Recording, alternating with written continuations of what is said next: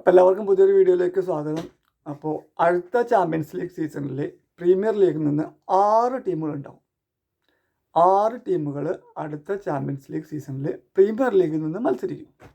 ഞെട്ടൊന്നും വേണ്ട, യുവേഫയുടെ coefficient ranking എന്നുള്ള സംഭവം അനുസരിച്ചിട്ട് പ്രീമിയർ ലീഗിലെ ടോപ്പ് 5 ടീംസ് നെക്സ്റ്റ് ചാമ്പ്യൻസ് ലീഗിന് യോഗ്യത നേടും.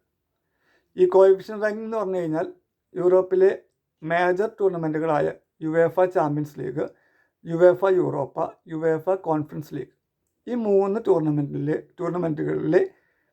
ടൂർണമെൻറ്റിൽ വെച്ച് നോക്കുമ്പോൾ പ്രീമിയർ ലീഗിലെ ടീംസുകളാണ് മികച്ച പ്രകടനം കൂടുതലായിട്ട് കാഴ്ചവെച്ചത്.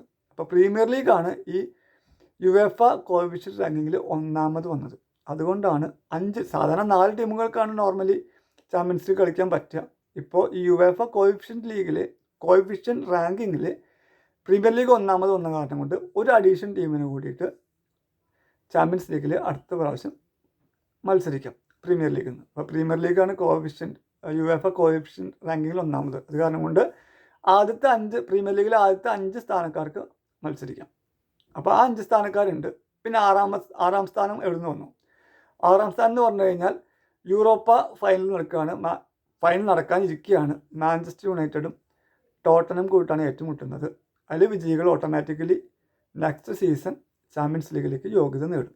അങ്ങനെ 5 പേര് യുവേഫ കോഎഫിഷ്യന്റ് റാങ്കിങ് അനുസരിച്ചിട്ടും ഈ യൂറോപ്പ ചാമ്പ്യന്മാരായിട്ടുള്ള ഒരു ടീമും അങ്ങനെ ടോട്ടൽ 6 ടീം പ്രീമിയർ ലീഗിൽ നിന്ന് ചാമ്പ്യൻസ് ലീഗ് കിടക്കും. അപ്പോൾ എന്തായാലും പ്രീമിയർ ലീഗിന് വലിയൊരു കാര്യമാണത്.